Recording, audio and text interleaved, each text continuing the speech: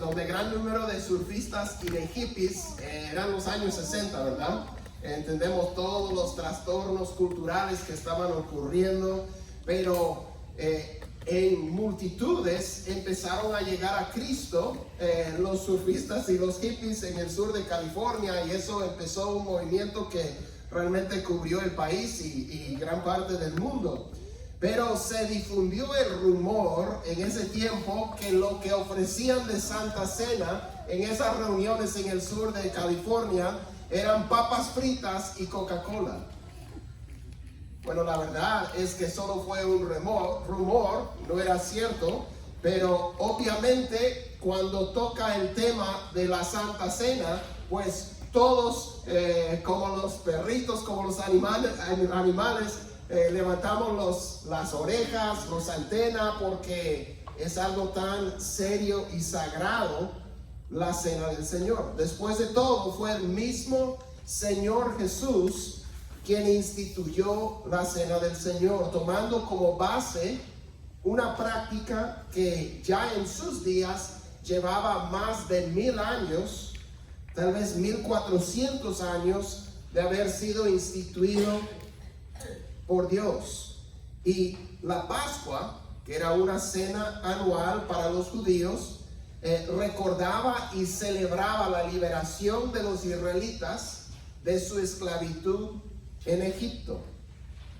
Pero exactamente qué significa y cómo se debe observar la Cena del Señor han sido puntos de diferencia y de división entre muchos cristianos durante muchos siglos. Pero lo que sí sabemos, y todos estamos de acuerdo, es que la Cena del Señor es bíblica, que Cristo la instituyó, la iglesia primitiva la observó. El registro más antiguo que tenemos es el que nos provee el apóstol Pablo en el capítulo 11 de su carta a los Corintios, que según los eruditos, esta carta fue escrita antes de cualquiera de los 4 evangelios. Entonces aquí tenemos el récord más antiguo de lo que Cristo instituyó y que la iglesia primitiva debía observar. Entonces, al tratar Pablo con el problema de divisiones y de clasismo egoísta y materialista en la iglesia de Corinto, como vamos a ver, él provee una presentación clara, realmente hermosa, simple, concisa e inspiradora de lo que él recibió del Señor Jesús y de lo que él enseñó en las iglesias. Y al ver esta tarde la situación en Corinto, el significado de la cena y las sugerencias de Pablo a la iglesia, vamos a percibir juntos 3 grandes oportunidades que la cena del Señor representa para el pueblo de Dios. 3 grandes oportunidades que observar la cena del Señor representa para el pueblo de Dios. Entonces vamos a estar, como mencionamos, en 1 Corintios 11. Si gusta seguir en la Biblia sobre la mesa, se encuentra en la página 1177. La página 1177, 1 Corintios capítulo 11, y vamos a empezar en el versículo 17. 1 Corintios 11, versículo 17. Y vamos a leer todo el pasaje durante nuestro tiempo, pero no de un solo. Entonces vamos a empezar leyendo hasta el versículo 22 y luego continuaremos después. Dice Pablo así: pero al darles estas instrucciones, no los alabo, porque no se congregan para lo bueno, sino para lo malo. Pues en primer lugar, oigo que cuando se reúnen como iglesia, hay divisiones entre ustedes. Y en parte lo creo, porque es necesario que entre ustedes haya bandos, a fin de que se manifiesten entre ustedes los que son aprobados. Por tanto, cuando se reúnen, esto ya no es comer la cena del Señor. Porque al comer cada uno toma primero su propia cena. Y uno pasa hambre y otro se embriaga. ¿Qué? ¿No tienen casas para comer y beber? ¿O desprecian la iglesia de Dios y avergüenzan a los que nada tienen? ¿Qué les diré? ¿Los alabaré? En esto no los alabaré. Entonces, lo que vemos aquí es que Pablo empieza con una reprensión de la iglesia en Corinto, porque ellos estaban llevando la cena del Señor de una manera incorrecta. Realmente sus comportamientos contradecían por completo lo que significa la cena del Señor. Era muy común en ese tiempo que las diferentes clases sociales tuvieran diferentes privilegios en las reuniones, podríamos decir públicas o comunales. Eso era normal en la sociedad. Los que traían más eran los que comían de lo mejor. Las personas de clase alta, que eran personas de medios, pues a ellos se les servía lo mejor, porque en la mente de ellos, podemos pensar tal vez en nuestros países que existen rasgos de clasismo, ¿verdad? Se puede notar de muchas diferentes maneras. Se da preferencia a ciertas personas. Pareciera que si dos personas están en una reunión o en un salón, como de facto uno manda y otro sigue, basado en nada más que tal vez clase social, nivel socioeconómico, etc. Cosas que en la iglesia del Señor no deben ser así, ¿verdad? Pero en la sociedad romana, en el imperio romano, esto era todavía más, era muy establecido y era, podríamos decir, lo correcto. Y también porque en estas comidas que se conocían como agapes, conocemos la palabra agape como la raíz, la palabra original del amor, amor de Dios, amor de los creyentes, pero ellos tenían comidas comunales cuando se reunían. Jesús en su ministerio público se sentó a comer con muchas personas. Cuando resucitó se sentó a comer en muchas ocasiones con los discípulos. Y cuando Él ya ascendió, cuando envió el Espíritu y formó la iglesia seguía comiendo cuando se reunían. Vemos en el libro de Hechos que partían el pan de casa en casa. Y esta costumbre siguió durante las décadas después. Y los creyentes se reunían para comer. Igual que cuando nosotros a veces en un día especial, nosotros decimos, bueno, vamos a tener una comida en el servicio, todos traemos algo, hacemos, claro, no es como que uno tiene que pagar su entrada con lo que trae, ¿verdad? Uno puede llegar con las manos vacías, no hay problema, va a haber suficiente, todo lo que podemos o todos los que tenemos la oportunidad, vamos a traer algo y va a haber suficiente para todos. Y así lo hacían. Cada uno traía, pero el problema es que algunos no tenían que traer. Y según la cultura y según la costumbre de ellos en su cultura, pues el que no trae nada no come. El que sí trae, o sea, casi como que no se comparte, sino que lo que uno trae es lo que su familia va a compartir. Tal vez lo comparte con algún amigo, pero realmente no se traía la comida tanto para compartir, sino cada uno traía su cena, como dice Pablo. Cada uno come su propia cena. Y hay hermanos en la reunión que no están comiendo, porque no trajeron nada, porque no tenían nada que traer, porque no tienen que comer. Y Pablo dice que esta diferencia que era normal en su cultura, pero no en la cultura cristiana y no en la iglesia del Señor Jesús.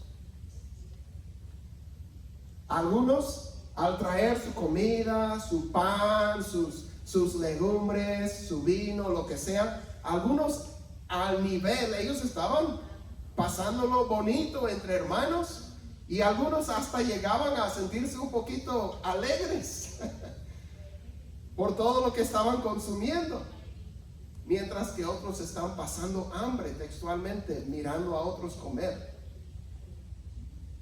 Y bueno, cada uno en esa sociedad conocía su lugar, y la persona sabía, pues no traje nada porque no tenía, y así son las cosas, ¿no? Pero Pablo mira esto y él dice: ustedes ya no están celebrando la cena del Señor. Aunque ustedes en algún momento de la reunión detienen a todos y parten el pan y la copa y sirven a todos, ustedes no están celebrando la cena del Señor. Dice, el comportamiento de ustedes contradice todo lo que significa la cena del Señor. Entonces la cena pierde su significado, porque obviamente creo que entendemos, espero que entendamos como iglesia, que el evangelio rompe todos esos paradigmas, y ya no importa, ¿verdad?, nivel socioeconómico, ya no importa rico, pobre, no importa la nación de la que uno es, nada de eso importa. Claro, Dios lo va a usar de manera estratégica para el evangelio. O sea, Él te hizo como te hizo con un propósito. Pero en cuanto a hijos de Dios, en cuanto a hermanos en Cristo, nada de eso importa. Jesús los ve por igual. Toda la tierra es plana al pie de la cruz. Estamos todos al mismo nivel. Y no solamente eso, sino que hemos venido a ser un solo cuerpo en Cristo. No solamente estamos al mismo nivel, estamos unidos en Cristo. Somos uno en Cristo, hermanos de una misma familia, uno en el mismo espíritu, miembros de la familia de Dios. Entonces, no podemos contradecir con nuestro comportamiento lo que significa la cena del Señor. Solo para resaltar algunas frases aquí que a mí me chocaron, me llamaron la atención. Pablo dice en el versículo 17: al darles estas instrucciones, no los alabo en esto. Lo dice nuevamente en el versículo 22. Dice: ¿qué les diré? ¿Los alabaré? En esto no los alabaré. Dice en el versículo 22 también: desprecian la iglesia de Dios y avergüenzan a los que nada tienen. Tal vez nuestra área donde estamos contradiciendo el significado de la cena del Señor, o el área en que estamos despreciando la iglesia del Señor, no sea la área específica, el área específica en la que estaban despreciando la iglesia de los Corintios. De repente es en otra área. Pero lo primero que vemos de este pasaje es que la primera oportunidad que nos representa la cena del Señor es la oportunidad de reflexionar. La oportunidad de reflexionar. En nuestra iglesia nosotros tenemos la costumbre de celebrar la Santa Cena cada primer domingo del mes. Entonces, cuando ya llega el día primero, todos sabemos, este domingo vamos a celebrar la Cena del Señor. Y es una oportunidad mensual en nuestra iglesia de reflexionar. ¿Hay algo en mi vida, en mi comportamiento, que contradiga el significado de la Cena del Señor? La manera en que trato a otras personas, ya sea su pareja, ya sea sus hijos, ya sea sus empleados o sus jefes, o simplemente otras personas. ¿Hay algo que contradiga el significado de la cena del Señor? Hay áreas en tu vida donde estás tolerando hábitos o pecados o pensamientos que no van de acuerdo con el Evangelio del Señor Jesús. O sea, las cosas de las que Él nos salvó, las cosas por las que Él murió derramando su sangre para liberarnos de esas cosas, las cosas por las que el juicio de Dios viene sobre el mundo. Ahora, tenemos que entender que esta mesa no es una invitación a la perfección, sino al perdón. La perfección no la vamos a alcanzar, pero a veces ponemos eso como pretexto y toleramos cosas en nuestra vida que deberíamos de estar resistiendo, combatiendo. Y yo entiendo, esa lucha es bien caliente.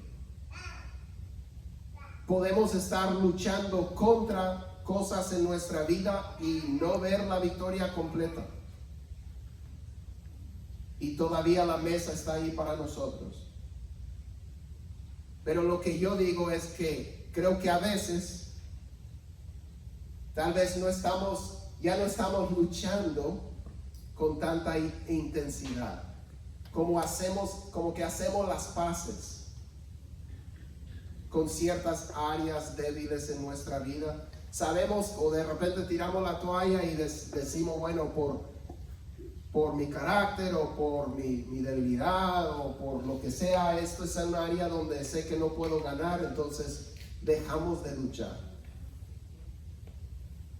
Dejar de luchar contra el pecado contradice el significado de esta cena. Porque la muerte de Cristo y su resurrección significan que sí podemos ganar la batalla, porque Él la gana en nosotros. La primera oportunidad que nos representa la cena del Señor es la oportunidad de reflexionar sobre nuestras actitudes y nuestras acciones. Estamos permitiendo cosas en nuestra vida que contradicen el significado de la cena.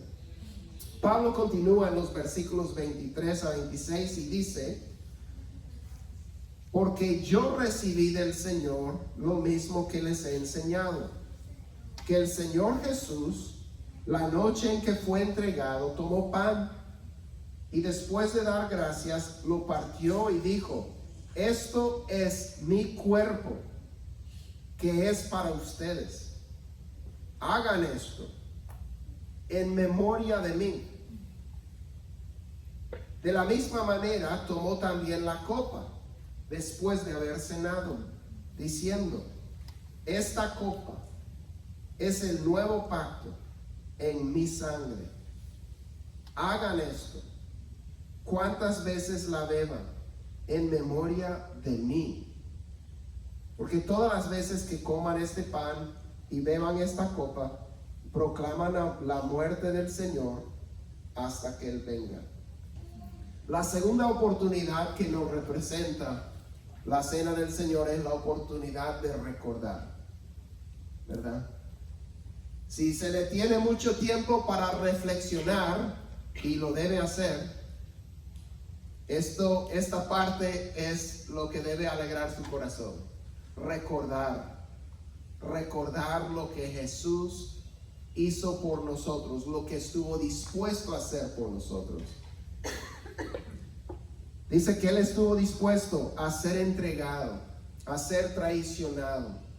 Él, el creador del universo, vino a los suyos le rechazaron, pero a todos los que le recibieron les dio el derecho de ser llamados hijos de Dios. Pero de ellos, Él fue abandonado, traicionado. Él estuvo dispuesto a padecer tantas cosas, a morir solo, a morir una de las muertes más crueles que el ser humano ha podido inventar por ti y por mí. Él dice, esto es mi cuerpo que es por ustedes. Su cuerpo fue partido por nosotros, porque Él nos ama, con nuestras imperfecciones, con nuestras luchas, nuestras debilidades, nuestros caracteres, con todo lo que nosotros lidiamos a diario. Todas las cosas que nos hacen sentir y decir, yo como cristiano no sirvo, yo no valgo. Otros de repente pueden vivir una vida cristiana exitosa, pero yo no lo logro. La verdad es que nadie lo logra. Si así se siente, bienvenido al club, el club cristiano, el club de los imperfectos, el club de los que meten la pata, el club de los que necesitan 70 veces 7 ser perdonados por el Señor por la misma cosa. Jesús entregó su vida, entregó su cuerpo, derramó su sangre por nosotros, inmerecedores. Por eso se llama gracia. Es recibir lo que no merecemos. Y cuánto necesitamos esa gracia a diario.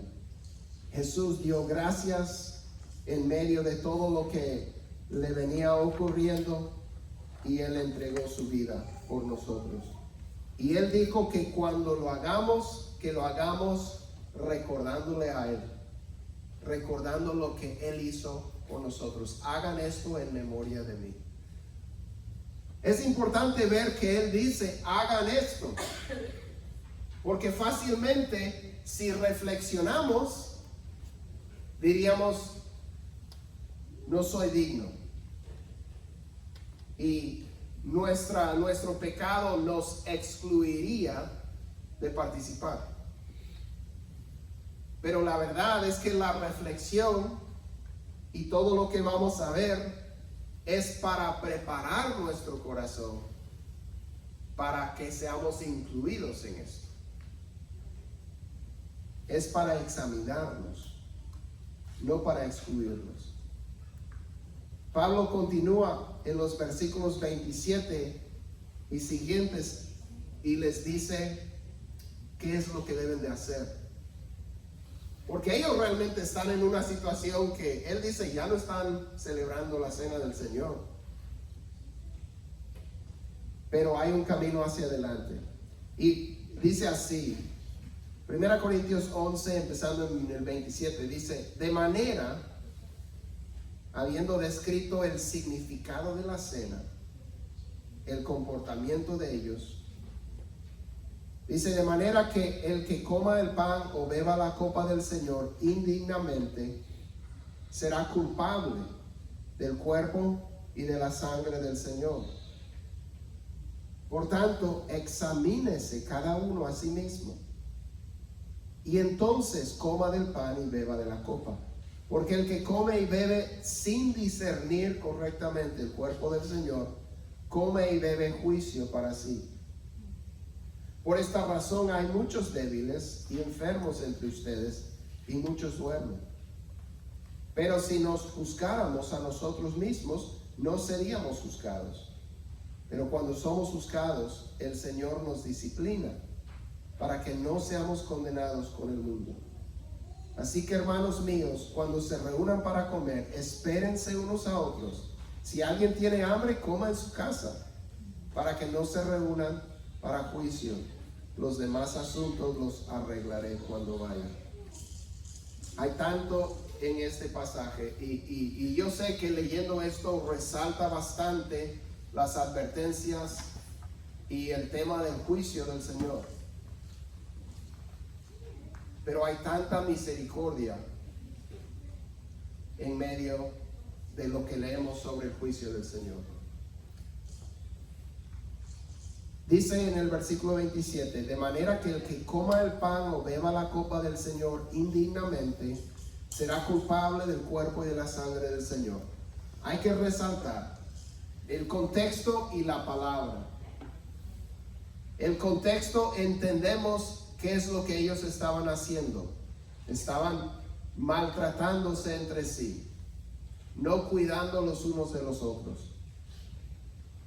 Y Pablo implica que están tomando la Santa Cena indignamente, porque no están creyendo a fondo el Evangelio y cómo este transforma las relaciones. Pero también tenemos que ver la construcción de la palabra. Dice, de manera que el que coma el pan o beba la copa del Señor, no dice siendo indigno, dice indignamente. Indignamente es un adverbio. Los adverbios modifican los verbos. No está describiendo a la persona que es indigna, porque todos somos indignos. Está describiendo la manera en que estamos comiendo el pan o tomando de la copa.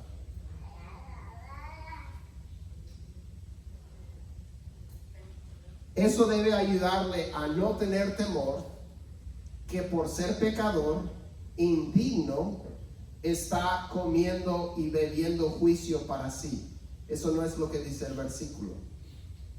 Todos somos pecadores indignos. De eso se trata la mesa. No dice el que come y bebe siendo indigno, porque eso excluiría a todos.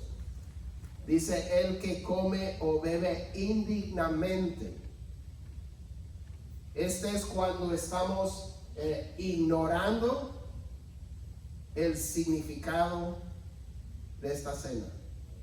Sería decir, por ejemplo, estoy viviendo en pecado y no pienso cambiar y voy a tomar de la cena. Peligro, ¿verdad? Ellos en su situación están contradiciendo todo lo que la muerte de Cristo logró y están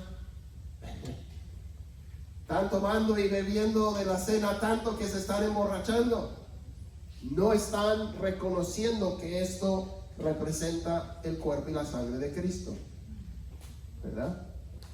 Entonces, ¿qué hacer? Versículo 28, por tanto, examínese cada uno a sí mismo, y entonces coma del pan y beba de la copa. No les dice que no tomen y no beban, les dice que se examinen y luego sí coman y beban. Entonces, examinarnos es simplemente hacer una autoevaluación, una reflexión, como hemos dicho, para ver si hay áreas en nuestra vida donde estamos contradiciendo el Evangelio. Y si las hay, con corazón sincero, llevar esas áreas al Señor, dispuestos a cambiar con su ayuda. Si hay algo que arreglar antes, lo arreglamos antes. Dejar pasar el plato un día no nos va a matar. Jesús en los evangelios nos dice que si uno trae su ofrenda al altar, en ese tiempo, contexto del templo, trayendo el sacrificio, y recuerda que su hermano tiene algo en contra suya, o que él tiene algo en contra de su hermano, debe rectificar eso. De hecho, dice, deja tu ofrenda ahí, anda a arreglar y luego regresa y ofrece tu sacrificio. Como decimos, este es algo que celebramos cada mes. Si un domingo no puede porque tiene que arreglar cuentas con alguien, no demore, arregle cuentas ya para poder participar. Pero nuevamente, no se trata de la perfección, se trata del perdón. Pero los proverbios nos dan buena sabiduría. El que esconde su pecado no prosperará, pero el que lo confiesa y se aparta de él alcanzará misericordia. A veces nos quedamos a medias, ¿verdad? Lo confesamos, pero con intenciones de permanecer en Él. Eso no es confesión verdadera. El que lo confiesa y se aparta de Él alcanzará misericordia. Tenemos que decir lo mismo sobre nuestro pecado. En cuanto al juicio, solamente vamos a observar en pocas palabras: come y bebe juicio para sí. Este es juicio de un padre, es un juicio correctivo. Es un padre corrigiendo a su hijo. Es castigo, no en el sentido de que el papá nos está haciendo pagar por lo que hicimos, sino como dice más abajo en el versículo 32, el Señor nos disciplina. ¿Para qué? Para que no seamos condenados con el mundo. Este es un juicio misericordioso, donde el Señor está trayendo consecuencias a nuestra vida para ayudarnos a entrar en nuestro sano juicio de que estamos mal en algo.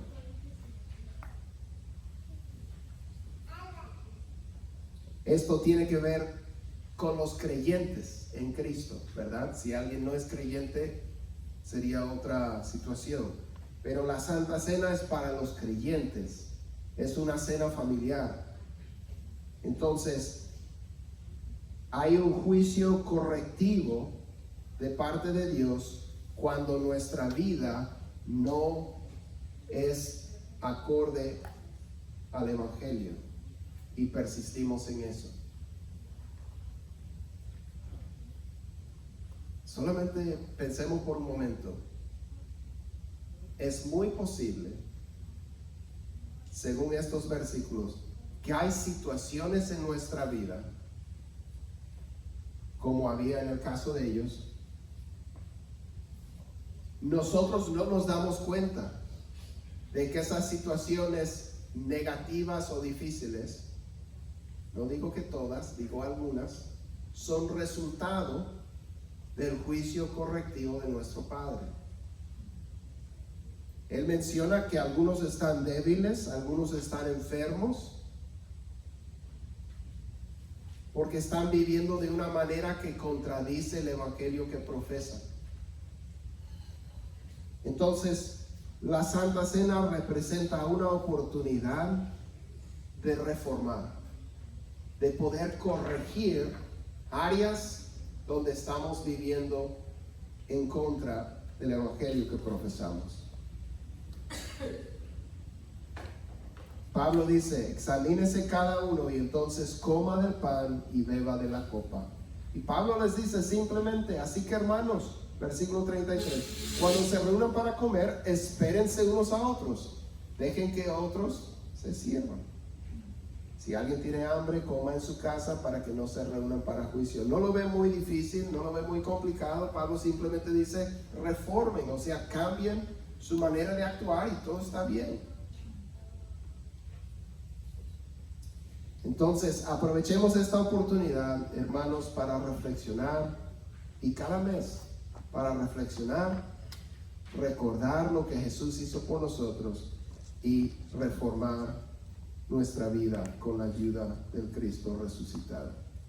Vamos a orar y luego vamos a pasar a poder celebrar la cena del Señor juntos. Señor, gracias te damos por este día. Pedimos que tú nos bendigas.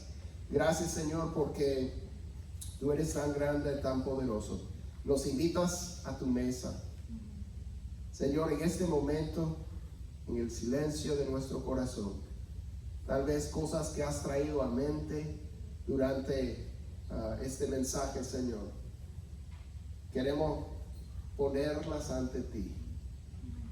Señor, reflexionando sobre nuestra vida, nos damos cuenta de que hay áreas donde no estamos viviendo, donde no estamos luchando, donde no estamos resistiendo como es apropiado para alguien salvado por tu gracia. Señor, ayúdanos. Recordamos que tú estuviste dispuesto a morir por personas como nosotros, inmerecedoras de tu gracia. Y Señor, queremos con tu ayuda reformar esas áreas de nuestra vida. Solos no podemos, pero contigo, Señor, todo es posible. Ponemos nuestras vidas, Señor, en tus manos. Obra en nuestros corazones y ayúdanos. En el nombre de Jesús.